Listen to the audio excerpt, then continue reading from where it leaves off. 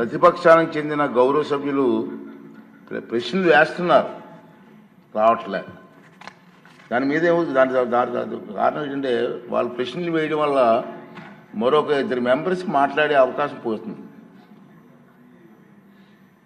అది సమంజసం కాదు ప్రజాస్వామ్యంలో. కానీ ప్రశ్నలు అడగడానికి సభలో ఉండటం లేదు. మీరు చూస్తూనే ఉన్నారు, ప్రశ్నలు వస్తున్నాయి, వాళ్ళు సభలోకి రావట్లేదు.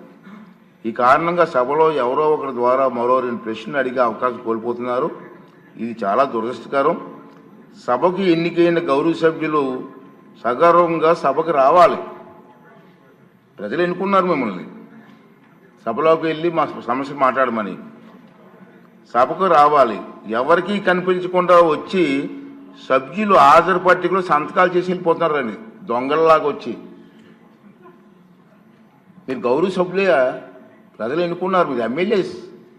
దొంగలలాగా వచ్చి సంతకాలు పెట్టవలసిన అవసరం ఇచ్చింది కర్మ. ఒకసారి ఎమ్మెల్యేగా గౌరవప్రదమైన దీంట్లో ఉండి హాజరు పట్టికలో సంతకం చేసి సభకు ఆ మొహం చాటేయడం వారికి గౌరవాన్ని తగ్గించిందే తప్ప పెంచదని చెప్పి నా తాలూకా అభిప్రాయం.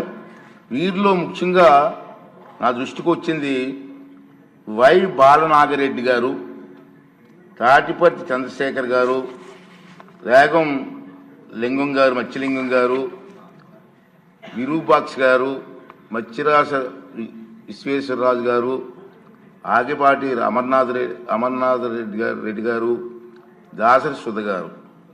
మనం చూసాం, మనం గవర్నర్ ప్రసంగం ముగిసిన తర్వాత అంటే ఫిబ్రవరి 24వ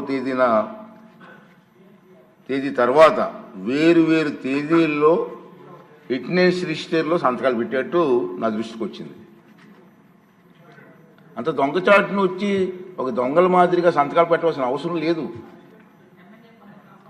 కానీ వారు ఎవరు కూడా నాకు సభలో కనిపించలేదు. సంతకాలు ఉన్నాయి కానీ సభలో కనిపించారండి మీకు ఎవరికన్నా? నాకైతే కనిపించలేదు. ఇది ఎంతవరకు సమంజసం వారే నిర్ణయించుకోవాలి. మనల్ని ఎన్నుకున్న ప్రజలు మనం ఆదర్శంగా నిలవాలి తప్ప ప్రజలకి, మీకు ఓట్లేసిన ప్రజలకి తలవంపులు తెచ్చేలే ప్రవర్తించకూడదని చెప్పి నా అభిప్రాయం. ఈ సభ ముందు పెట్టాలని చెప్పి నేను ఈ 2 విషయాలు మీకు తెలియజేస్తున్నానండి.